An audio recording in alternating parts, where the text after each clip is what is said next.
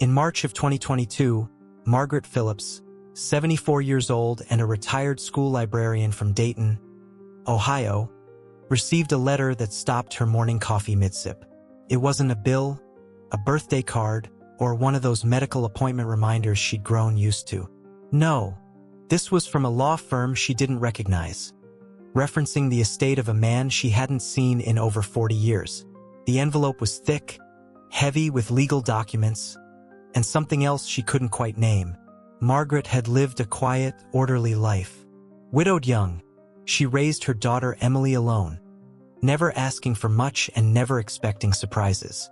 But this letter hinted at an inheritance, significant enough to stir old memories and stir up questions she wasn't sure she wanted to answer. Who was this man now tied to her name in probate court? And why had he left her anything at all? Hit like, subscribe, and let's go. Margaret's days followed a rhythm as familiar as her favorite teacup. Early walks through her quiet neighborhood, volunteering twice a week at the local library, and Sunday potlucks at the Methodist church she'd attended since the 80s. Her home, a modest two-bedroom ranch with pale yellow siding, held decades of memories in its walls. Emily's childhood drawings, faded but lovingly framed. The old rocker where Margaret once read aloud to a roomful of second graders. The creak in the hallway she always meant to fix but never did. She was content, not chasing excitement, just grateful for routine.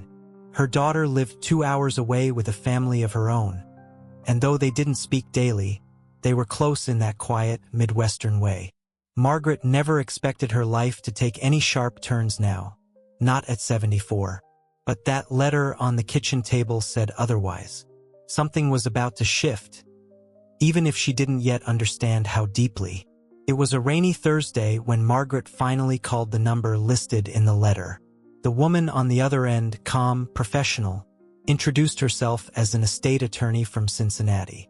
She confirmed that Margaret had been named in the will of a Mr. Ronald Whitaker.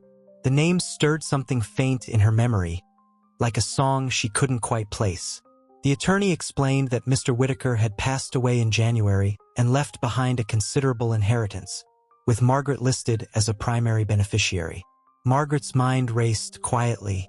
She hadn't seen or heard of Ronald Whitaker since 1979. They dated briefly after her husband died. Nothing serious, she'd thought. They had parted ways without drama or closure. Just one of those things that fades with time. Why her? Why now? She thanked the attorney, scribbled notes, and hung up. Her tea had gone cold. That night, she lay in bed staring at the ceiling, a name she hadn't spoken in decades now echoing in the quiet. Over the next few days, things got stranger. A second envelope arrived, this time with copies of the will, property records, and a handwritten letter from Ronald himself. The letter was short, written in an unsteady hand, likely near the end. He wrote of unfinished things, of regret, and wanting to make things right, somehow. He mentioned Emily by name. Margaret's hands trembled slightly as she read it. Ronald had never met Emily. How would he even know about her? She hadn't spoken of their brief time together to anyone, not even her daughter. It had always seemed irrelevant. But now, the mention of Emily in his letter felt like a thread tugging at something long buried. She reread the letter twice more, heart picking up pace.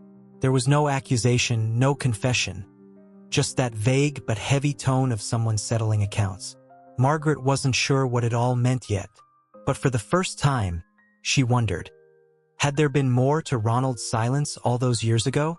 Unable to quiet the growing unease, Margaret finally did something she hadn't done in years. She pulled out an old photo album from the hall closet, the one she hadn't touched since Emily left for college. Flipping through the pages, she found what she was looking for. A picture from a summer picnic in 1978. There he was, Ronald Whitaker, smiling, arm around her shoulders. But what caught her breath was something else. In the background, barely noticeable, stood her sister Carol. Carol, who had passed in 2009, had never liked Ronald. In fact, she'd warned Margaret not to get too close. Back then, Margaret thought it was typical sisterly interference. Now she wondered if Carol had known something she didn't. Margaret's next step was clear. She drove to the county records office and requested Ronald's death certificate, and something more, any documents listing next of kin. When the clerk handed her a file, Margaret stared at the line that read, "Survived by no children." Something wasn't adding up.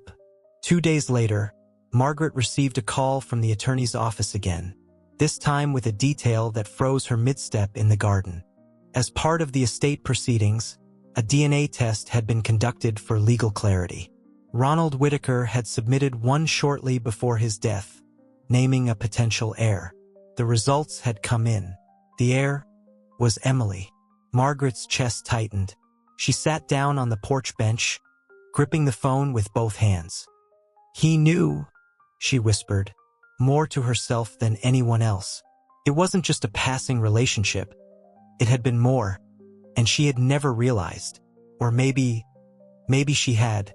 Maybe part of her had always wondered, deep down, about that brief, confusing time after her husband died. But she had buried the doubt. Now it was rising fast, like water through a cracked dam. Had she unknowingly hidden the truth from her own daughter for over 4 decades? Had Ronald tried, in the end, to give Emily what he never could while alive? Margaret sat across from Emily at the little diner off Route 35, hands wrapped around a mug of untouched coffee. She had asked her daughter to meet in person. There was no way to say this over the phone. When she finally spoke, her voice trembled. She told Emily everything. The inheritance, Ronald's name, the letter, and finally, the DNA results. Emily sat in silence, her expression unreadable. Then, with a tight voice, she asked the question Margaret had dreaded. "Did you know?" Margaret shook her head slowly, but the doubt in Emily's eyes cut deep. The bond between them, once unquestionable, now hung in the air like fragile glass. To complicate things further, the attorney had informed them the estate included a lake cabin in Kentucky, one Ronald had visited yearly, and where he had apparently written a series of unsent letters to Margaret and Emily. Now Margaret faced a choice. Leave the past buried, or take her daughter to that cabin and face whatever truth remained. What would you do? Emily didn't return her mother's calls for over a week. Margaret barely slept, replaying every choice she had made since 1978. Guilt clung to her like a second skin. She worried not just about the inheritance, but what it might have taken from her daughter emotionally, growing up without a father who had apparently known, at least in part, that she existed. Then came the real blow. A letter from the attorney stating that Emily had contacted them directly, requesting to handle her share of the inheritance separately. Margaret was legally removed from the process going forward. It wasn't cruel, it was cold. She sat alone on her back porch that evening, the silence louder than any argument. Just as she was about to go back inside, her phone buzzed. A message from Emily. "I'll go to the cabin. Just the two of us. Maybe we need to know the rest." Margaret stared at the screen, a small knot of hope forming in her chest. Maybe, just maybe, this story wasn't over. The cabin sat quiet among tall pines, untouched since Ronald's passing. Dusty and dim, it held no dramatic secrets, just ordinary things. Fishing gear, an old flannel jacket, a stack of notebooks in a desk drawer. Margaret and Emily read them together by the fireplace, page by page. Ronald's handwriting softened over time, like a man fading slowly but deliberately. He wrote of regret, not only for leaving, but for never having the courage to ask if Emily was his. He had suspected, he admitted, but feared the answer, and feared he had no right to know. In that stillness, something shifted between mother and daughter. Not an instant healing, but an opening. Margaret didn't try to explain everything. She simply listened, and for the first time in days, Emily spoke without anger. They stayed 2 nights at the cabin. When they left, it wasn't with all the answers, but with something steadier. Understanding. Sometimes the truth doesn't heal, it humbles.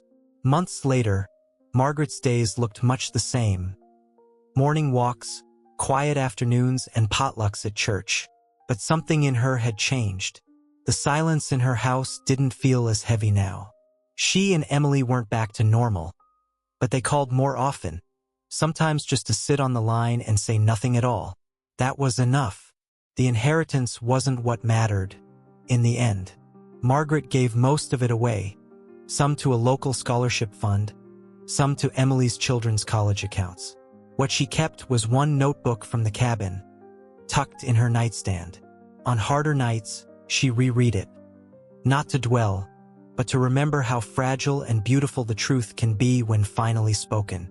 She often wondered, if Ronald had reached out sooner, would any of this have turned out differently? Or would she have run from the truth just the same?